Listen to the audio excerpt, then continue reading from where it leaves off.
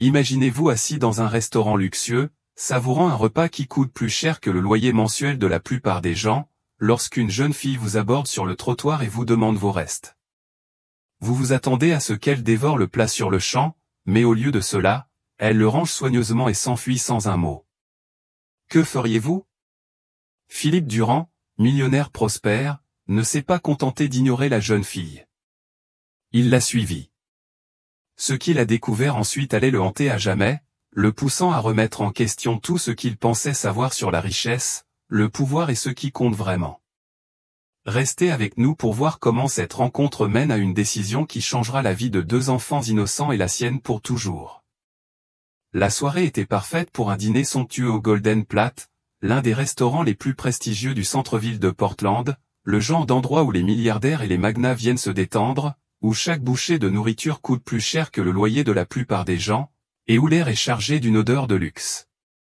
La lumière vacillante des bougies se reflétait sur le sol en marbre et le doux tintement des verres résonnait dans toute la pièce. Philippe Durand, 52 ans, fondateur d'un empire technologique, était assis à une table dans un coin, ajustant distraitement sa cravate en soie tout en consultant son téléphone. Il venait de doubler la valeur de ses actions, et ce soir était censé être son dîner de la victoire.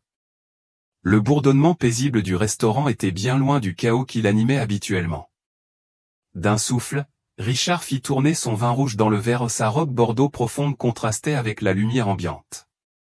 Il était au sommet de sa carrière, mais quelque chose clochait. Peut-être était-ce le poids de trop d'années de succès, la solitude d'être au sommet. Mais ce soir, alors qu'il regardait les chiffres brillants sur son écran, il ne pouvait se débarrasser du sentiment qu'il lui manquait quelque chose. C'est à ce moment-là qu'il l'a vu. Un léger mouvement dans sa vision périphérique attira son attention.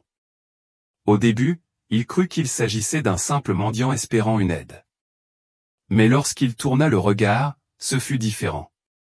Elle se tenait là, à peine âgée de 5 ans, sa petite silhouette engloutie par une robe jaune délavée et des sandales usées. Son visage était pâle, ses yeux écarquillés par une faim désespérée qui ne se limitait pas à la nourriture. La mâchoire de Richard se serra et un frisson froid parcourut sa colonne vertébrale. La jeune fille fixait son assiette de homard à moitié mangée avec une intensité qui le déstabilisait. « Puis-je avoir le reste de votre repas, monsieur ? J'ai faim. » Sa voix, à peine plus forte qu'un murmure, se fit à peine entendre dans le brouhaha du restaurant. Mais les mots frappèrent Richard comme une claque. Son premier réflexe fut de lui faire signe de partir, d'appeler la sécurité ou peut-être que l'élite n'interagit pas avec les gamins des rues, n'est-ce pas? Mais quelque chose dans son regard l'arrêta. Quelque chose de familier, un souvenir de sa propre enfance enfoui depuis longtemps. Il fixa la fille, sans savoir pourquoi il ne pouvait pas détourner le regard. Le serveur, sentant la tension, s'apprêtait à intervenir. Mais Richard leva la main pour l'en empêcher. La situation lui semblait différente. Il ne savait pas pourquoi, mais il y avait quelque chose dans le regard de la fille, quelque chose qui le mettait mal à l'aise.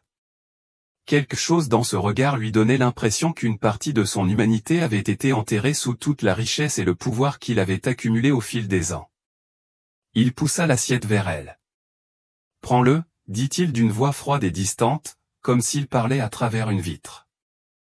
Les yeux de la fille brillèrent de surprise, mais elle ne dévora pas la nourriture comme Richard l'avait prévu. Non, elle manipulait le homard et les légumes avec un soin presque respectueux, les glissant délicatement dans un sac en plastique froissé.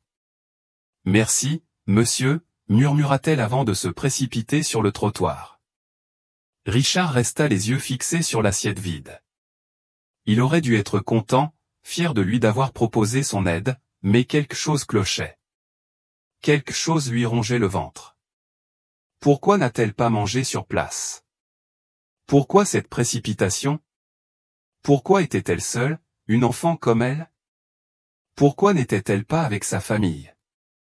Les questions résonnaient dans son esprit, devenant plus fortes à chaque seconde qui passait.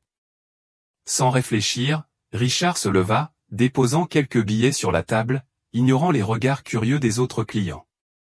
Il ne pouvait pas laisser tomber. Il devait la suivre. Il devait savoir ce qui se passait.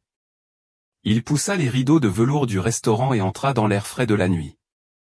Les lumières de la ville scintillaient au loin, mais les rues semblaient étrangement calmes. Ses chaussures en cuir italien de luxe claquaient violemment sur le trottoir tandis qu'il se déplaçait, son pouce accélérant à chaque pas. Pourquoi faisait-il cela? Que s'attendait-il à trouver? Ses yeux scrutèrent la zone. Là, devant lui, il la revit. Elle courait dans la rue, sa petite silhouette s'élançant dans une ruelle. Son esprit s'emballait. L'image d'elle, si fragile, ses petites mains serrant ce sac plastique, se repassait sans cesse dans sa tête. Il ne s'agissait pas seulement d'un gamin des rues en quête de nourriture. Non, il y avait plus dans cette histoire. Il la suivit dans la ruelle. Mais lorsqu'il atteignit l'entrée, ses jambes se figèrent. Ce qu'il vit ensuite fit s'arrêter son cœur. Mia était agenouillée à côté d'un autre enfant, une fille encore plus petite qu'elle, âgée de 2 ans au maximum, allongée immobile sur le sol. Le souffle de Richard se bloqua dans sa gorge. Les lèvres de la plus jeune fille étaient gercées, sa peau pâle et brûlante de fièvre. Mia secoua doucement l'épaule de sa sœur, murmurant des mots trop doux pour être entendus. Mais comme la plus jeune fille ne bougeait pas, la voix de Richard Grant se brisa. « J'ai apporté à manger, Élodie Durand. Réveille-toi et mange. » C'est du homard, comme grand-mère en parlait dans ses histoires, murmura Mia, désespérée. Les genoux de Richard fléchirent alors qu'il s'accroupissait à côté d'eux. La scène était au-delà de ses forces. Elle était trop réelle, trop crue. Cela se passait à quelques mètres d'un restaurant où les gens dépensaient des fortunes en repas. Et là, il y avait 2 enfants qui mouraient de faim. De faim. « S'il te plaît, réveille-toi » murmura à nouveau Mia, des larmes coulant sur son visage tandis qu'elle berçait sa sœur. Cela le frappa comme un raz-de-marée, la cruauté pure et simple de tout cela. Ces 2 enfants innocents mouraient de faim dans un monde débordant d'abondance. Sans réfléchir, Richard prit son téléphone. Ses mains tremblaient tandis qu'il composait le 911, sa voix tremblante lorsqu'il annonça l'urgence. L'ambulance serait bientôt là. Il pouvait sentir le poids de la situation peser sur lui. Mais alors qu'il regardait Richard Grant essayer de réconforter sa sœur, une partie de lui ne pouvait s'empêcher de se demander. Et s'il ne l'avait jamais suivi? Et s'il était simplement rentré, avait fini son repas et avait continué sa vie? Mais il ne l'avait pas fait. Et maintenant, il n'y avait plus de retour en arrière. Le cœur de Richard battait fort dans sa poitrine alors qu'il s'enfonçait dans la ruelle sombre, ses pensées tourbillonnant dans un tourbillon. L'air froid lui piquait le visage, mais le froid n'était rien comparé à l'oppression dans sa poitrine alors que ses pas résonnaient sur les murs étroits. Il ne pouvait pas se débarrasser de l'image du visage de Richard Grant, du désespoir dans ses yeux alors qu'elle s'enfuyait avec la nourriture. Quelque chose n'allait pas et il avait besoin de découvrir ce que c'était. La ruelle était plus calme qu'il ne l'avait prévu. C'était un endroit oublié par la ville, caché dans l'ombre d'immeubles imposants qui semblaient l'ignorer complètement. Les lampadaires atteignaient à peine cette distance, ne laissant que des flaques de lumière faibles et vacillantes. Alors que Richard s'enfonçait plus profondément, il la vit, Richard Grant, agenouillé à côté du corps immobile de sa jeune sœur, Élodie Durand. Cette vision était comme un coup de poing dans le ventre. Le souffle de Richard se bloqua dans sa gorge, son instinct lui criant que quelque chose n'allait vraiment pas. La plus jeune fille était pâle, ses lèvres gercées et sèches, sa peau brûlante d'une fièvre qui retournait l'estomac de Richard. Mia la secouait doucement, essayant de la réveiller, mais l'enfant ne bougeait pas. La scène qui se déroulait devant lui était déchirante, une gifle froide au visage de tout ce que Richard avait jamais connu. « Ce n'est pas possible », murmura Richard pour lui-même, son esprit luttant pour comprendre ce qui se passait. Il avait déjà vu la pauvreté auparavant, le genre de dénuement qui lui retournait l'estomac. Mais ça, c'était différent. Il ne s'agissait pas de 2 enfants des rues pris au hasard. Richard Grant regardait sa sœur avec une sorte de résilience épuisée et une maturité surnaturelle dans les yeux qu'aucun enfant ne devrait jamais posséder. Et Élodie Durand, la peau brûlante au toucher, n'était pas seulement malade. Elle était en train de mourir. Mia, Richard retrouva sa voix, ses mots étaient rauques comme s'il n'avait pas parlé depuis des années. La tête de la petite fille se releva brusquement, ses grands yeux bruns se verrouillant aux siens. Il n'y avait aucune peur en eux, juste une lassitude profonde et troublante, comme si elle avait déjà vu le pire que la vie avait à offrir. Elle ne se réveillera pas, murmura Richard Grant d'une voix basse mais assurée. Elle ne s'est pas réveillée depuis des heures. Je pense qu'elle est trop faible. Richard sentit le sang lui quitter le visage, ses pensées s'éparpillèrent, essayant de reconstituer ce qui se passait sous ses yeux. Comment cela pouvait-il se produire si près du restaurant chic où il venait de manger? Où les gens dépensaient plus en vin que ces filles n'en verraient jamais de toute leur vie? S'il te plaît, réveille-toi, Élodie Durand, dit Richard Grant, la voix tremblante d'émotion qui tranchait sur la torpeur de ses paroles. Je nous ai apporté à manger, s'il te plaît. Les pensées de Richard s'emballèrent. C'était impossible. Il devait agir. Il ne pouvait pas rester là à regarder ses filles dépérir. Mais le désespoir dans les yeux de Richard Grant lui disait qu'elle ne croyait plus à l'aide.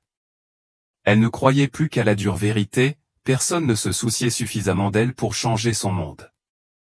Son téléphone était déjà dans sa main. Il composa le 911, les numéros défilant avec l'urgence de quelqu'un qui avait depuis longtemps perdu espoir. Il parvenait à peine à formuler les mots tandis qu'il parlait au téléphone, donnant les détails, un enfant dans un état critique, probablement mourant de faim et de négligence. La voix calme de l'opératrice ne correspondait pas à la tempête qui faisait rage dans l'esprit de Richard, mais il tenait bon comme si les mots à l'autre bout du fil pouvaient en quelque sorte améliorer la situation. Lorsque l'appel a pris fin, Richard s'est retourné vers Richard Grant et sa sœur. Mia était maintenant assise sur ses talons, ses petits doigts crispés sur un médaillon qu'elle avait sorti de sa poche. Elle le considérait comme sa bouée de sauvetage, son seul lien avec un monde autrefois chaleureux et sûr. Richard ne put s'empêcher d'y jeter un coup d'œil, ses yeux se rétrécissant lorsqu'il vit la photo décolorée à l'intérieur.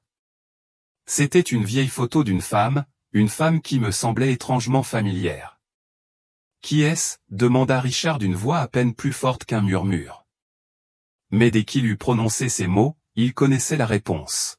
« Grand-mère » dit Richard Grant, la voix chargée d'émotion.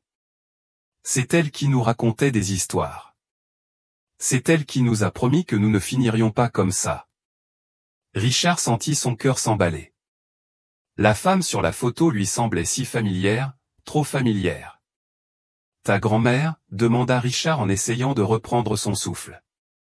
Cette reconnaissance le frappa comme un train de marchandises. La photo était celle de Madame Émilie, la femme qui avait été sa mère lorsqu'il avait été abandonné enfant. La même femme qui lui avait appris que même dans les moments les plus sombres, il y avait une lueur d'espoir, une lueur d'humanité capable de tout changer. La même femme qui lui avait offert une vie dont il n'avait jamais rêvé. La réalité s'abattit sur lui comme une vague. Richard Grant et Élodie Durand étaient les petites filles de Madame Émilie, la femme qui lui avait sauvé la vie, des années auparavant, alors qu'il n'était qu'un orphelin parmi tant d'autres. Il l'avait oublié, appelé, ignoré ses lettres, enterré dans la poussière de son empire. Et maintenant, les petites filles de cette même femme étaient assises devant lui, affamées, attendant que quelqu'un, n'importe qui, les aide. « Je la connais » balbutia Richard, la voix chargée d'émotion.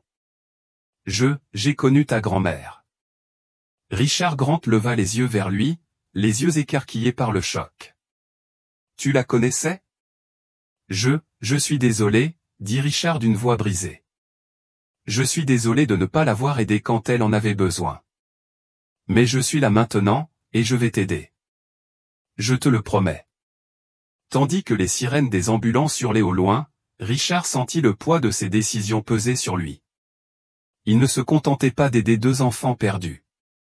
Il essayait de réparer les torts qu'il avait ignorés ou la dette qu'il ignorait avoir. Les jours qui ont suivi ont été un tourbillon de visites à l'hôpital, d'appels téléphoniques et d'arrangements. Richard n'aurait jamais pensé qu'il se retrouverait un jour à devoir prendre les filles sous sa responsabilité. Richard Grant et Élodie Durand étaient maintenant en convalescence, mais le mal était fait. Élodie Durand souffrait de malnutrition sévère et Mia, malgré son esprit jeune, portait les cicatrices de la négligence bien au-delà de son âge. Richard passait chaque heure de veille à l'hôpital Riverside, assis à leur côté, sentant une responsabilité s'abattre sur lui comme un poids qui ne se soulèverait jamais.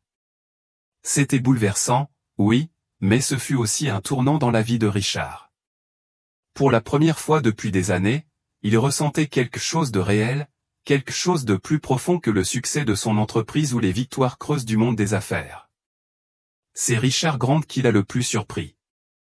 Malgré le traumatisme, malgré tout ce qu'elle avait traversé, elle n'était pas l'enfant brisé et timide à laquelle il s'attendait. Au lieu de cela, elle avait une force tranquille, une résilience qui venait d'un endroit qu'il ne pouvait pas vraiment comprendre. Elle ne cherchait pas quelqu'un pour la sauver, mais plutôt quelqu'un qui se tiendrait à ses côtés. J'ai dit à grand-mère que tout irait bien, a déclaré Richard Grant un soir, ses petites mains serrées fermement autour du médaillon qu'elle portait toujours, le même médaillon qu'elle avait montré à Richard quelques jours auparavant. Elle m'a promis qu'un jour tout irait mieux, a-t-elle dit. Parfois, les gens ont juste besoin d'un peu d'aide pour se souvenir des bonnes choses. Le cœur de Richard se serra en écoutant ces paroles. Et voilà qu'il était de nouveau là, le même message qui lui avait été inculqué des années auparavant, dans le foyer pour enfants où il avait autrefois trouvé refuge. Madame Emily avait cru à la bonté des gens. Et maintenant, il semblait que Richard Grant portait cette même croyance en elle malgré tout ce que la vie lui avait réservé. Au fil des jours, Richard s'est retrouvé à consacrer moins de temps aux affaires de l'entreprise. Il avait pris un congé de son poste de PDG de son entreprise, ce qui était impensable il y a quelques mois à peine, mais qui lui semblait désormais juste. Il n'y avait rien de plus important que ces deux filles, ces âmes innocentes qui avaient été laissées à elles-mêmes dans un monde qui avait fermé les yeux. Pendant ce temps, Richard travaillait sans relâche pour s'assurer que les deux filles aient tout ce dont elles avaient besoin, des soins médicaux, une thérapie et, surtout, de l'amour. Avec le soutien d'une équipe de professionnels, dont un psychologue pour enfants, les filles ont lentement commencé à guérir.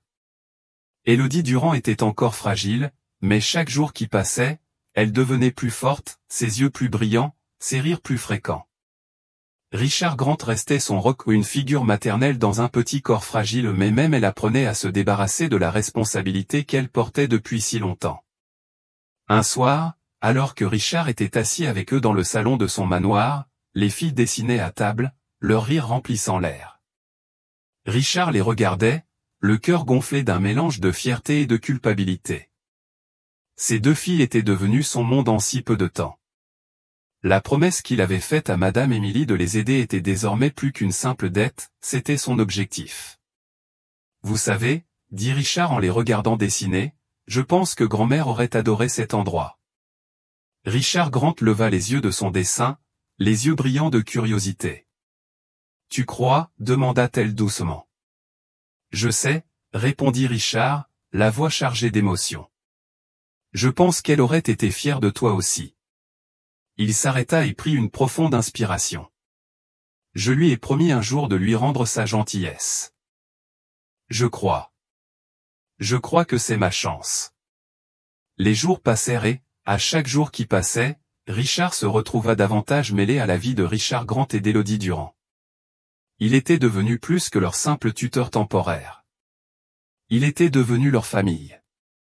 Le lien qui s'était formé au cours de ces premiers jours douloureux et incertains s'était transformé en quelque chose de réel, d'indéniable. Mais le plus grand test reste à venir. Antoine Collin, leur père, luttait encore contre ses démons. Après son overdose, il était entré en cure de désintoxication, luttant pour combattre la dépendance qui avait ravagé sa vie pendant si longtemps. Mais le chemin vers la guérison n'a jamais été facile. Et même si Richard avait promis aux filles que les choses s'amélioreraient, il ne pouvait pas ignorer la difficile réalité. Anthony était toujours leur père. Et malgré tout, il l'aimait. Un matin, Richard a reçu un appel de la clinique de réadaptation d'Anthony. Le thérapeute l'a informé qu'Anthony avait fait des progrès significatifs et souhaitait parler à Richard Grant et Élodie Durand. Richard avait des émotions mitigées. Il avait promis aux filles qu'elles ne connaîtraient plus jamais la même douleur. Mais il savait aussi que le rétablissement de leur père était crucial. C'était un équilibre délicat. Richard Grant, dit Richard en s'asseyant à côté d'elle sur le canapé, ton père veut te parler. Il va mieux et il veut te voir. Les yeux de Mia brillaient d'un mélange d'émotions, espoir, peur, confusion. Tu penses qu'il sera différent, demanda-t-elle doucement. Richard lui prit doucement la main. Je crois qu'il essaie. Mais c'est à toi de décider si tu es prête à lui faire à nouveau confiance. Le jour de la réunion est arrivé. Alors que Richard était assis avec Richard Grant et Élodie Durand dans la salle des visiteurs de la clinique de réadaptation, la porte s'est ouverte et Antoine Collin est entré. Son visage était plus mince, ses yeux plus clairs qu'ils ne l'avaient été depuis des années. L'homme qui avait été autrefois si brisé se tenait maintenant devant eux, essayant de réparer toutes les années perdues à cause de la dépendance. Élodie Durand fut la première à bouger, se précipitant dans les bras d'Anthony, ses petites mains serrant sa chemise usée. Richard Grant resta immobile un instant, regardant les retrouvailles se dérouler devant elle, avant de finalement marcher vers lui, sa main tremblante dans celle de Richard. « Je suis désolé, murmura Anthony, la voix lourde d'émotion. Je sais que je vous ai tous les deux déçus. Mais je suis là maintenant. J'essaie. Je veux être le père que vous méritez. » Richard Grant hocha lentement la tête, ses yeux remplis à la fois d'espoir et de prudence. « Nous voulons comprendre, papa, dit-elle doucement, mais tu dois promettre que tu ne t'enfuiras plus. »« Je te le promets, » dit Anthony d'une voix brisée. « Je ne fuis plus. » Richard regardait la scène, le cœur lourd d'émotions qu'il ne savait pas comment nommer. Ce fut un processus lent et douloureux, cette reconstruction de la confiance, cette guérison des relations brisées. Mais c'était en train d'arriver. Et c'était suffisant. Que pensez-vous de la façon dont Richard a endossé le rôle de père pour les filles? Pensez-vous qu'il fait la bonne chose? Cette histoire nous enseigne l'importance profonde des relations humaines, de la compassion et des secondes chances. Il met en évidence comment les choix que nous faisons, qu'ils soient grands ou petits, peuvent changer le cours de la vie de quelqu'un. La décision de Philippe Durand d'intervenir dans la vie de Richard Grant et d'Élodie Durand n'était pas seulement un acte de charité. C'était un moment de croissance personnelle. Il a appris que le véritable succès ne se mesure pas à la richesse ou aux réalisations, mais à la capacité de donner de l'amour, de l'attention et du soutien quand on en a le plus besoin. De plus, Richard Grant et Élodie Durand nous montrent la résilience de l'esprit humain. Malgré leur passé traumatisant, ils sont restés optimistes, prouvant que même dans les moments les plus sombres, l'amour et la gentillesse peuvent faire la différence. L'histoire nous rappelle également que la guérison, tant physique qu'émotionnelle, prend du temps et nécessite beaucoup de patience et de compréhension. La vraie famille n'est pas définie par le sang mais par ceux qui choisissent de se soutenir les uns les autres quelles que soient les circonstances. Faites-nous part de vos réflexions dans les commentaires. N'oubliez pas de partager cette histoire avec d'autres personnes qui pourraient avoir besoin d'un rappel sur le pouvoir des secondes chances. D'où regardez-vous ?